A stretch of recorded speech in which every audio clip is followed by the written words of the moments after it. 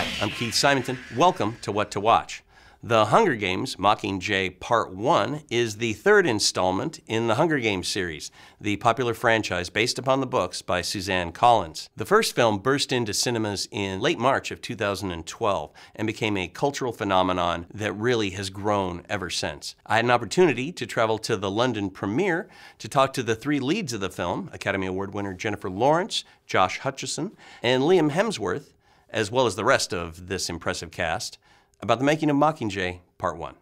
In Mockingjay Part 1, Jennifer Lawrence's character, Katniss Everdeen, has become a symbol of the uprising in the districts against the despotic capital and a priceless propaganda tool for rebel leaders like President Al McCoy, played by Julianne Moore, and Plutarch Heavensbee, played by the late Philip Seymour Hoffman, to whom the film is dedicated. Katniss, though, is torn as Peter Millark, played by Josh Hutcherson, appears to have become a mouthpiece of the calculating President Snow, portrayed by Donald Sutherland, and the brutal regime of Panem. Outside of the capital, the insurrection rages, and Katniss's old allies, such as Gale, played by Liam Hemsworth, Finnick, played by Sam Claflin, and even Effie Trinket, played by Elizabeth Banks, desperately try to win a revolution with a reluctant, albeit courageous leader in Katniss Everdeen. Miss Everdeen, prepare to pay the ultimate price. For President Snow. If we burn, you burn with us.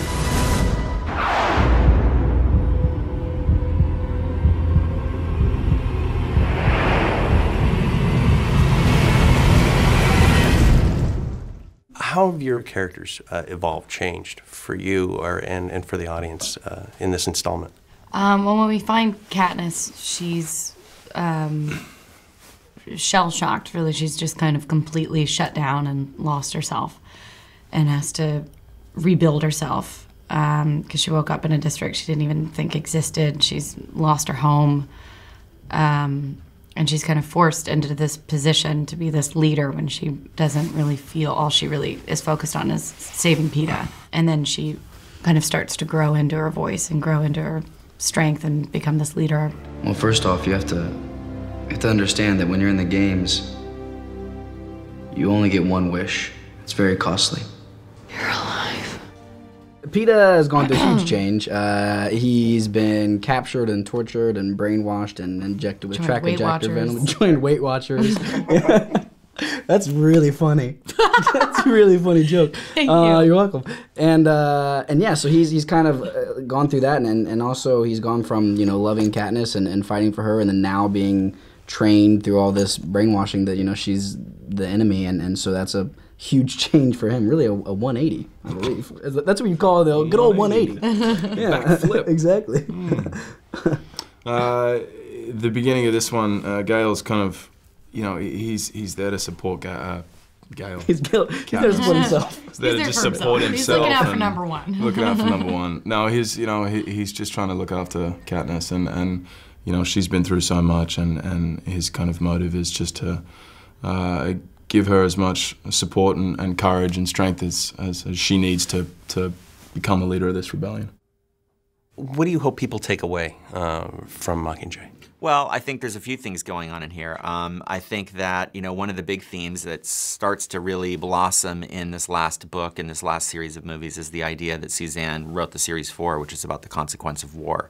And so you get to start to see that, facets of that in the characters and how they're responding to their situations and post-traumatic stress, things like that. We also get to see a propaganda war, so we get to see the way people manipulate, you know, the visuals and sell ideas to each other. And there's almost a battle of the airwaves. There's also, you know, Katniss Everdeen sort of decides to take on her role as the Mockingjay and kind of join the rebellion. So there is a sense of hope through all of this, that change can be made, and she actually starts to see that she sort of as a real person and as an individual can affect so many people around her. How has Snow changed in this period of time? He's developed naturally in contest with Katniss Everdeen and the oncoming war that they're both about to face. Because it's chess. It's like a chess game. Or 50 years ago I was playing chess. And I was able to mate someone with a rook.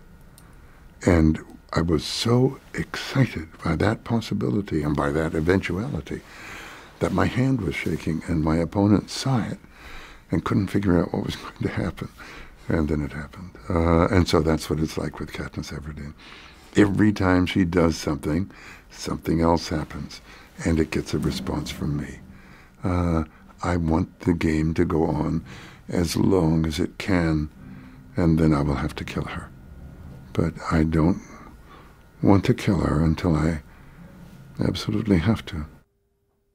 Can you talk about the role, you're new to this series, I am that new, President Alma Coin plays? In the previous installments, we've learned there's a District 13, that may or may not have existed. And at the beginning of Mockingjay, we learned that they do indeed exist and that they have gone underground. They've been living underground for years, that they've been kind of, destroyed by war, bombs, disease, and famine, but they found a way to kind of eke out an existence underground, and they're waiting for they're waiting for the revolution to begin. And Katniss is the person that they kind of use to spearhead their political revolution. Does Coin play a symbolic or thematic role? Like, is she an opposite of Snow? I think she is, as opposed to, Snow, who's a person of excess and someone who is very externalized in terms of how he speaks and what he wears and how he rules. She's someone who's kind of a minimalistic in her approach, even to the extent that she lacks color, like in her own appearance. She has gray hair and gray eyes and a gray outfit. They live underground. She's incredibly practical. She's very restrained. She speaks very softly. She's someone who seems to be making herself very small in order to survive. You play an important role in this film as levity and I think, a good counterpoint in many ways. Mm-hmm. But you weren't originally in the book, correct? No. So how do they present that to you? Like, by the way. Nina Jacobson and Frances called and said, we think there's a way for Effie to be in District 13. I was a little apprehensive as a fan of the books myself, and also because I really wanted to make sure we justified the choice to all of the other fans. But then when Suzanne Collins blessed the decision, I never looked back, and I'm really, really grateful to be there and be part of it. And I loved playing a fish out of water, and I loved bringing the history of the relationship Effie has with Peeta and Katniss and the Capitol and all of it into the story. I think it really enriched the overall story. How has your character changed since we last saw you in Catching Fire? How's Finnick changed? Probably the most out of any of the characters. We're used to sort of seeing this charismatic, slightly arrogant, charming human being who likes taking his top off, to now this broken human being, this sort of somber, depressive, who's, I suppose, kind of suffering from PTSD. He really is, he's in a dark place. The love of his life has been taken to the Capitol as punishment for his betrayal. He and Katniss kind of share an equal loss, having Peeta taken away. And I suppose they're each other's shoulders to cry on. So for me to kind of revisit a character, but feel like it's a completely new character, was really, it's a treat, I think, as an actor.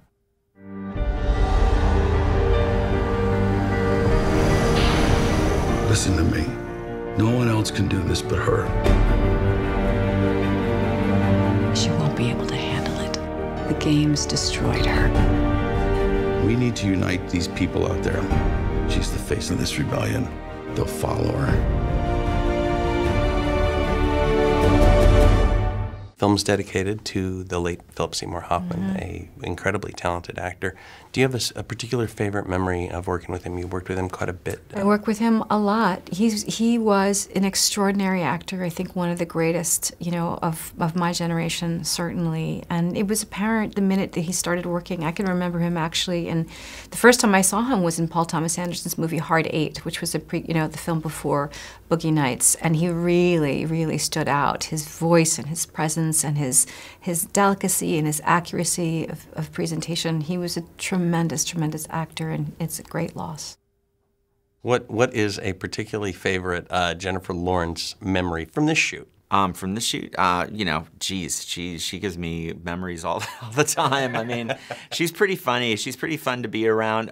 You know, she's always joking. God, it's hard to sort of pick something out. I mean, she's a blast every day. I think my favorite thing is probably after the first or second take. On any given day, she just starts to yell lunch.